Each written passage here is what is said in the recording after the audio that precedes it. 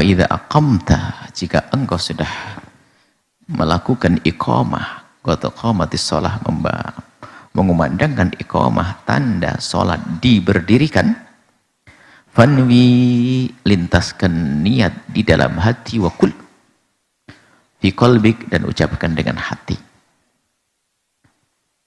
Ucapkan dengan hati waktu setelah iqamah itu, aku niat uaddi fardhu dhuhri lillahi ta'ala, aku niat sholat duhur karena Allah Ta'ala, kalau itu duhur. Wal yakun dzalika hadiran fil qalbika, dan hendaknya kesadaran itu ada di hatimu, kesadaran niat sholat duhur, fardhu duhur, uaddi fardhu dhuhri, berarti sudah masuk niat. Wajibnya dengan hati, mengucapkan dengan lisanmu sunnah.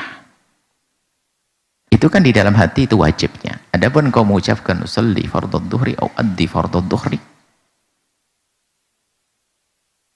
mengucapkan dengan lisan sunnah.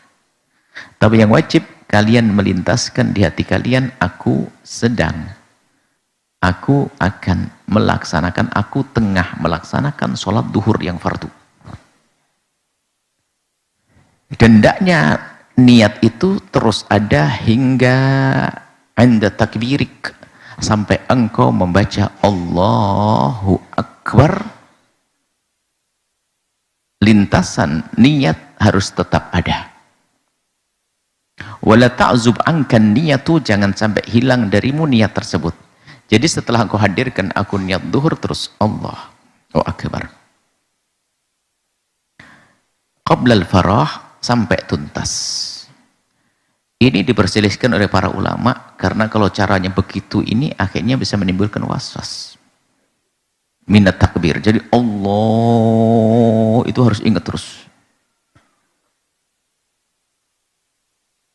Sebagian bisa meringankan, asalkan di bagian takbirmu itu ada niatmu sudah beres. Nggak harus dari awal takbir sampai akhir, itu sedikit merepotkan.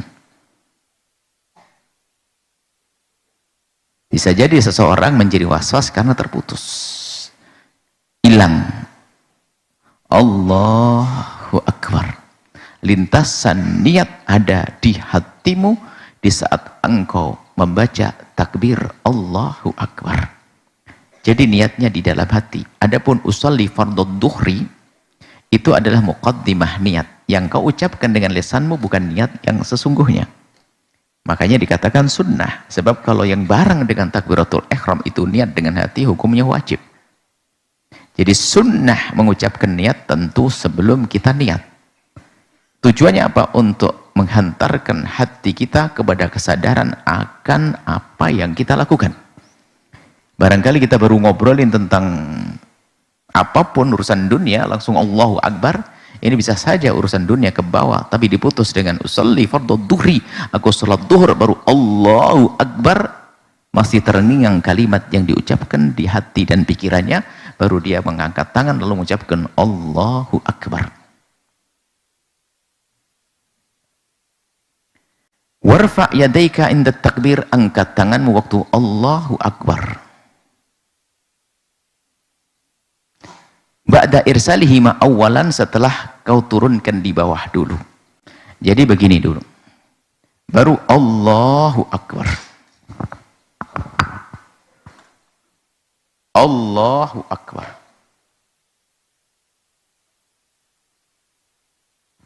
Jadi di tangan, tidak. Bukan gini dulu. Allahu Akbar, enggak. Jadi irsalihima, diletakkan ke bawah dulu, baru Allahu Akbar. Awalan, diturunkan dulu. Hadwa mankibaik, sekiranya tanganmu lurus dengan pundakmu.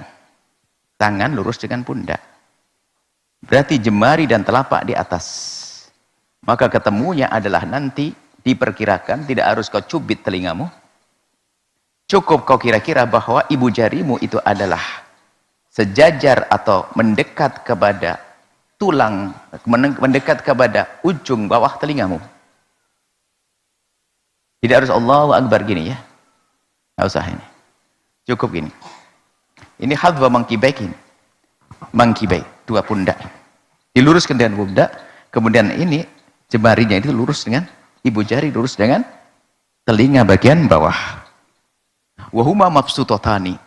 Mabsut ini adalah terbuka, bukan Allahu Akbar. Makbud ini. Ini mabsut. Mabsut adalah dibuka. Bukan makbud. Allahu Akbar. Wa asabihu manthurah. Jarinya adalah begini. Mansurah. Bukan dibeginikan, terbebaskan, disebar begini ya, seperti normal begini. Mansurah. Mansurah.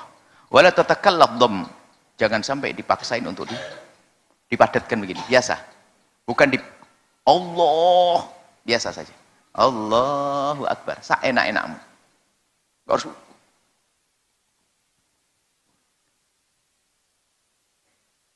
wala tafrijah, jangan begini juga. Allahu Akbar. Keren, enggak? Biasa. Bihaitsu tuhadi bi ibhamaika, sekiranya bisa sejajar dengan dua ibu jarimu, syahmatai udunaik, ini tulang bawah udunmu, tulang apa? Telinga bawahmu. Ini. Lurus, tidak harus nempel. Kira-kira saja. Sudah. Nempel. Allah, enggak harus kayak gini. Itu biasanya orang kena was-was. Dipikir wajib. Allahu Akbar. Enggak usah ya.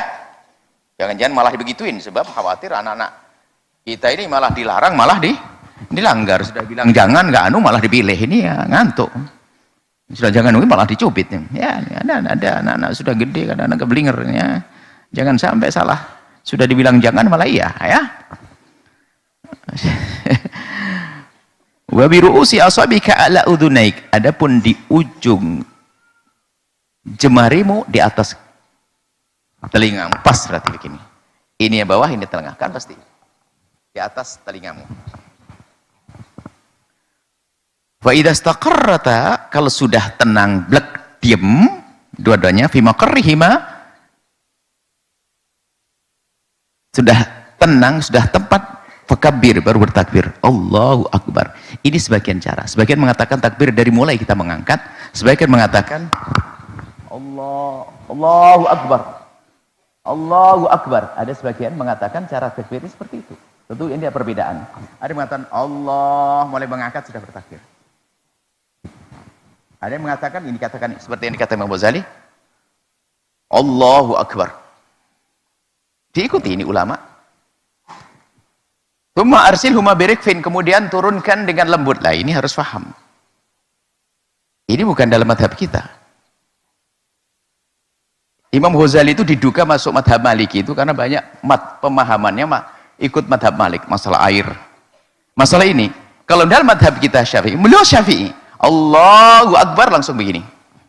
Madhab Malik, Allahu Akbar.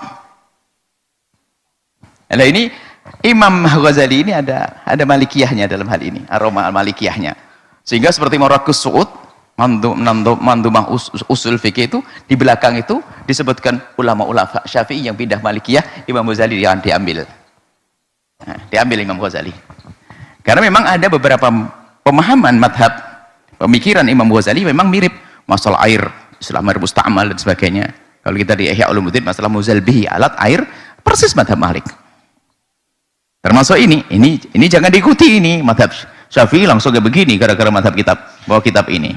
Ya, ini madhab, kalau madhab Syafi'i, iya beliau Syafi'i, cuman dalam hal ini beliau sesuai dengan madhab lain. Allahu Akbar gini, gara-gara ini berubah Allahu Akbar. Ini beda nih. Kan kita sebutkan banyak, apalagi waktu kemarin belajar apa yang madhabnya beda itu. Ta'lim itu Hanafi.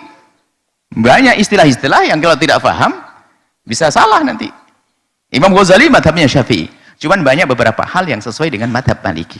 Setelah Anda menyaksikan video ini, jangan lupa berselawat kepada baginda Nabi Muhammad sallallahu alaihi wa alihi wa sahbihi wasallam.